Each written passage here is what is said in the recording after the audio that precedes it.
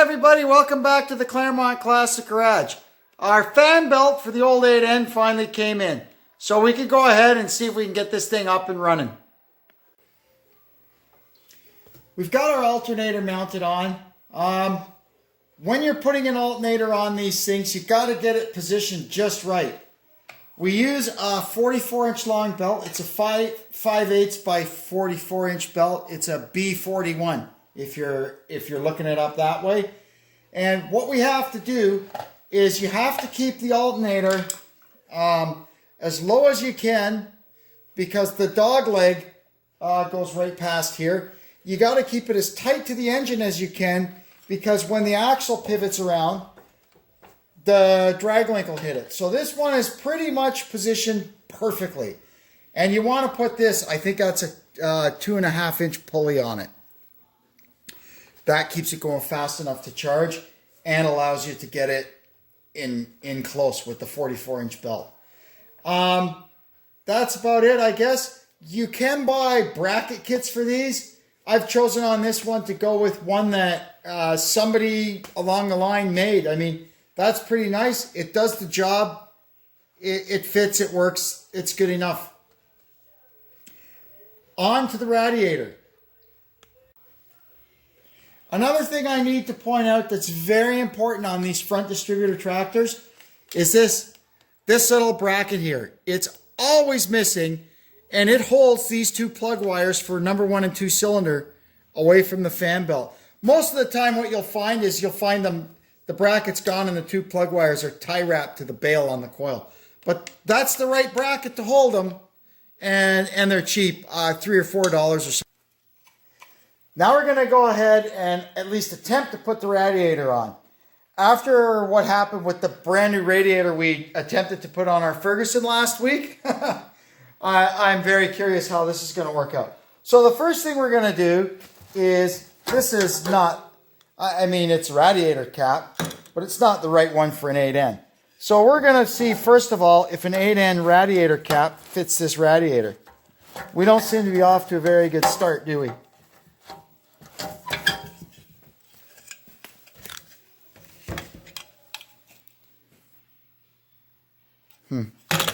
Let's try that again. Oh, there we go. Well, we got one half of it on. Boy, I tell you, my luck with this aftermarket stuff is just not good.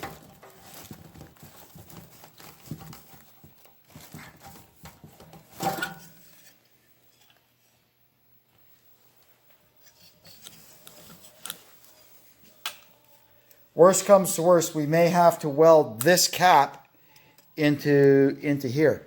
I'd really like to avoid that, but it's looking more and more like that's what we're going to have to do. All right, so what we've determined is the top neck on this is slightly different than an original one, and you'll notice how much taller they are. So what we're going to have to do is just drill these two spot welds and tack this cap into our decorative piece, and we'll be a-okay for a rad cap. Now the next adventure, we're going to see if we can put the shroud on this thing. Well, sort of. Oh no, there we are. The holes sort of line up.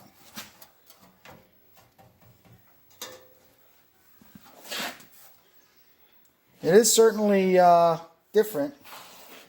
Then we've got clearance over here. Okay.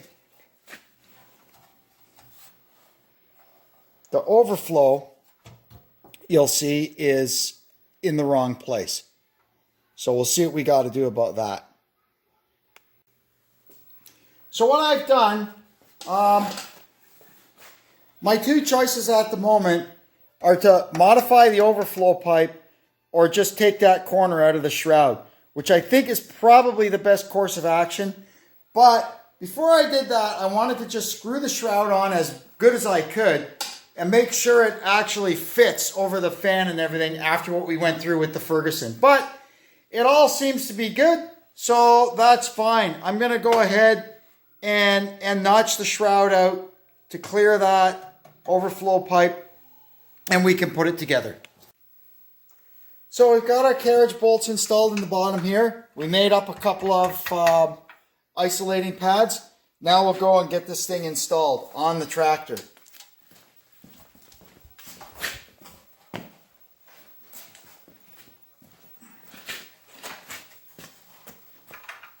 So that one goes down through there.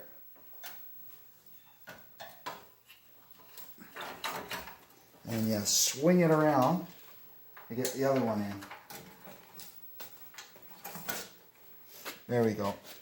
Get that straightened up. All right. Now we can put the hoses on. The first thing on these little end tractors, we got to put in the thermostat. And unlike a normal engine where it goes in a thermostat housing, you know, usually on the front of the cylinder head or on top of the water pump, this, it goes right in the top rad hose. So what we got to do, I think I got to put a little silicone lube in here. Give me just a sec. So, this end faces the engine. So we're going to put it in, and then what we're going to do is we're going to push it up about that far. Just so enough that we can get the hose onto the engine. And then we have to clamp it. Otherwise, because it doesn't have a bypass hose, when the engine's cold, before the thermostat opens, the water pump will actually push this all the way up to the radiator.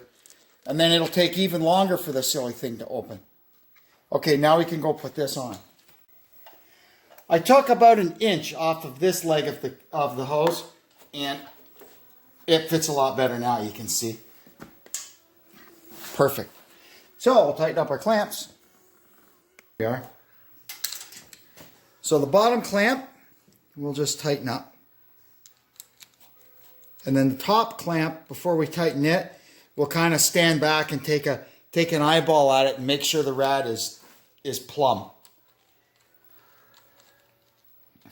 This is how we're going to adjust the relationship of the rad neck to the hole in the hood by pulling it this way or that. And we want to make sure that it needs to come out a little bit.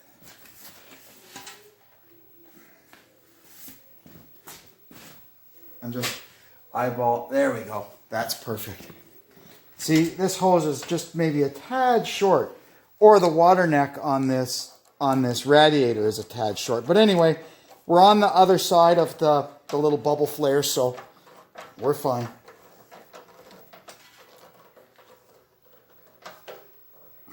There. Now, we can tighten our carriage bolts underneath, and then we can go ahead and put some coolant in it. Well, we're going to go ahead now and put some coolant in it and see what happens. This is all I've got. I'm going to have to get a couple of jugs of it tomorrow, I guess.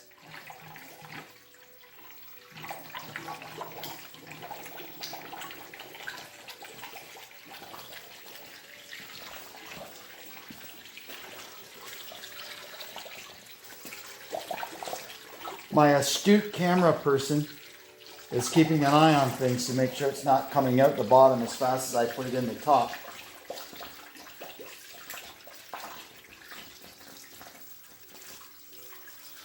Yeah, I just got a bunch of it in my mouth.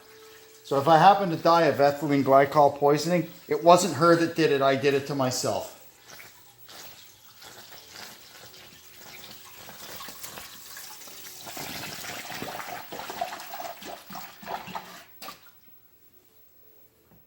So far, so good, she says.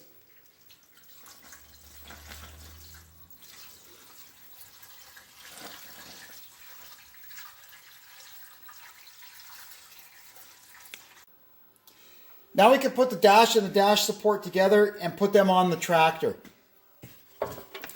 Before you put it on, you want to put a new grommet in here. It just finishes up that area. You could get these at any of the 8N parts supply places. So this goes on like that, and when we put the hood on, these bolts here actually hold the hood on too. And these are special. These are the special domed bolts for the hood. Unfortunately, I only have 2 of the 4, but I ordered a set. So now we can go lower this down over the steering column. Oh, we also have to install this grommet. This is for the starter wire. Pretty hard to get it in after.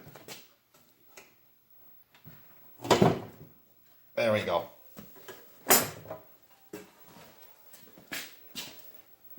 So this should lower down right over here like this.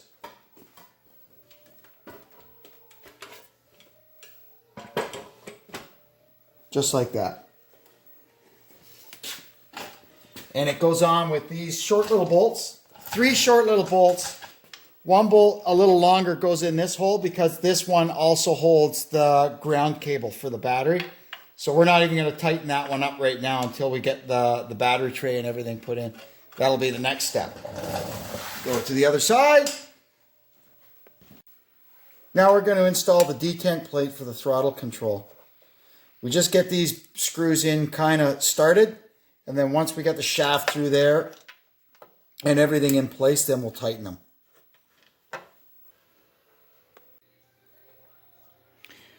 We're getting closer to trying to get this old tractor cranked up. We've got the electrical all laid in. I basically made a new harness following the original schematic. We're sticking with the original resistor block, although we do have a 12-volt coil. So that is all good. It gave me a fit the first time I turned it on. I just put the ignition on to see what was happening, and the resistor started glowing red and smoking.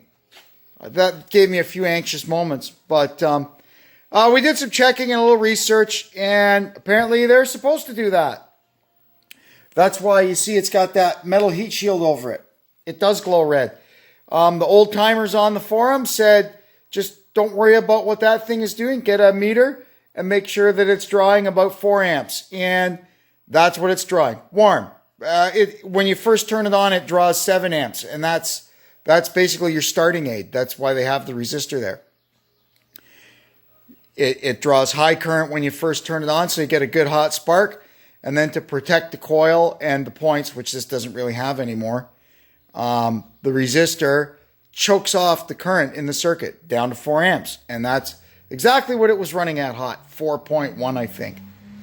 Now, what we have to do next is install this oil line here. So here's our throttle lever.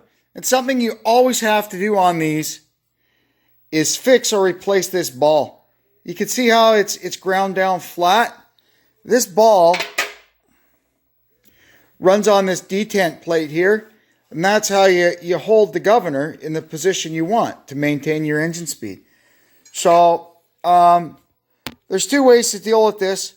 You can uncrimp it and flip the ball over and re-squeeze it, or you can just put a little blob of weld on there. I can't really remember how I usually do it, so I'm going to go put this thing in the vise and see if I can get that spread enough to get the ball out. If not, we'll just weld it up. I just put a little blob of braze on it. I'll let it cool off and I'll touch up the paint. Now, when I've done 8 ends, I've always painted this thing black. I was looking at, I've got pictures in the house of the very first 48 8 ends. This one could well be in that picture. Coming off the assembly line. And this part here is, well, quite plainly zinc plated or some kind of, bright plating like what's on that plate. So we're going to paint it that color. So this is how this all goes together. Here's our compensating spring bracket on the bell housing bolt. Our throttle lever, and the shaft comes down. And then this bracket here, you can see the holes are slotted. And that, by compressing this spring, is how you set the tension on the quadrant up here. So you just want a nice feel so that it sticks in between the detents. And with everything new, it doesn't have to be tightened up all that much. So we'll tighten this up. We'll see how it feels when we run it in. And if we think it needs a little more, we can pull it down some and tighten it up. Now I've installed the link from the throttle lever to the governor, and I've installed the choke rod. Last thing we have to do now is shorten up this line. So it looks like it's got to be shortened about that much. First thing we got to do is cut off the original flare. Now we're going to make our double flare. So the first thing we do is we stick the line through. See that shoulder on there? That's your gauge of how much line to stick through.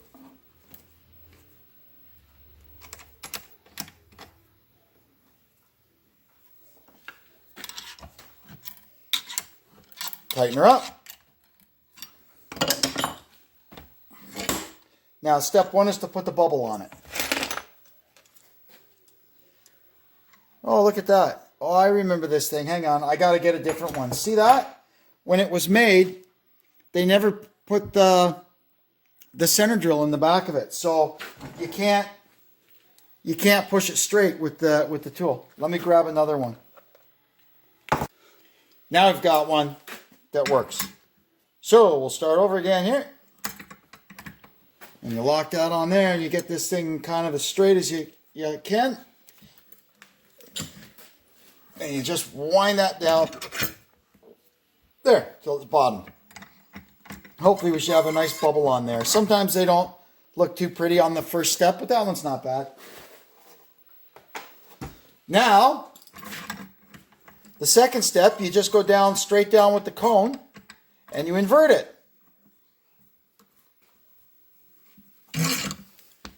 Brake lines, fuel lines, some hydraulic lines. There we go. There, we just made an inverted flare. Now we can go ahead and put it in. Now the fitting on the engine is an old one, so we got to just really carefully start it in by hand to make sure there's not a previous cross thread or something on there. But it's good. And then that should just pop in there like that. And same thing, you just kind of jiggle these things a bit while you get them started. They'll go in easily. And then we can tighten them up.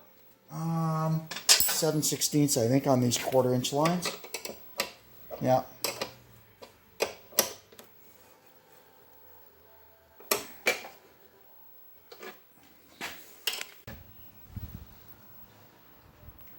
Well, now we've reached the moment of truth. We're going to try and crank this thing up. I did notice I've got a tiny coolant leak from this little valve here. We've had those apart before. They're a polished taper inside, and they do leak. I'm hoping once I get the thing warmed up a bit, it might stop. If not, no problem. We'll deal with it. And the transmission plug leaks a little bit. I was so proud of myself because it had an old copper gasket on. I left it. I'm hoping that I can just get a big bar on it and give it a reef and make it stop leaking, but I don't want to do that while it's sitting on these stands with no wheels on it, in case I end up with an 8N on top of me. So I'll wait till it's back on all fours, and then I'll crawl under there with my big Johnson bar. Anyway, without further ado, we're going to try and crank this thing up and see what happens. Ignition on. And give her some throttle, and here we go. I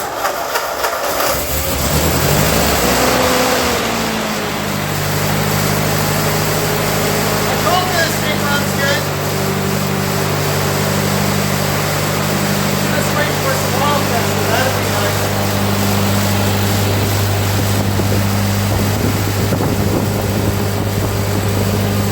Sometimes when they've been sitting, they're pretty slow to pick it up.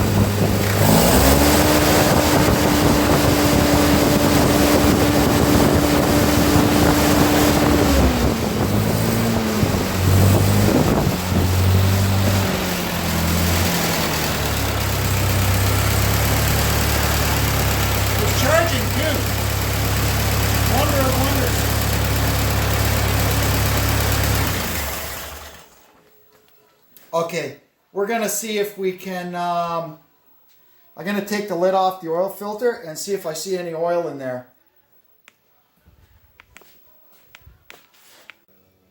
All right, let's crank it up again and see if we fix our oil pressure thing. Oh yeah, there we go.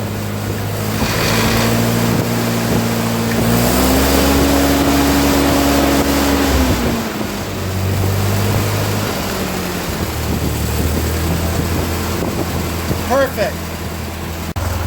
Okay. Well, I guess we'll call that a success. It started the first time I hit the button. It's running. Once I can get a chance to get some wheels on it and get it outside, we'll do the final little tweaking of the, I'd like to fiddle around with the ignition timing a bit and get the carburetor perfectly dialed in, but for now, everything's good. The hitch goes up and down, the PTO works, I've run it through all the gears and that's all good. So we can carry on with the next steps now. Anyway, next we'll be, I guess, working on some wheels and some sheet metal, so we'll see you over there. For now, this is Kevin checking out from the Claremont Classic Garage. Thanks and so long.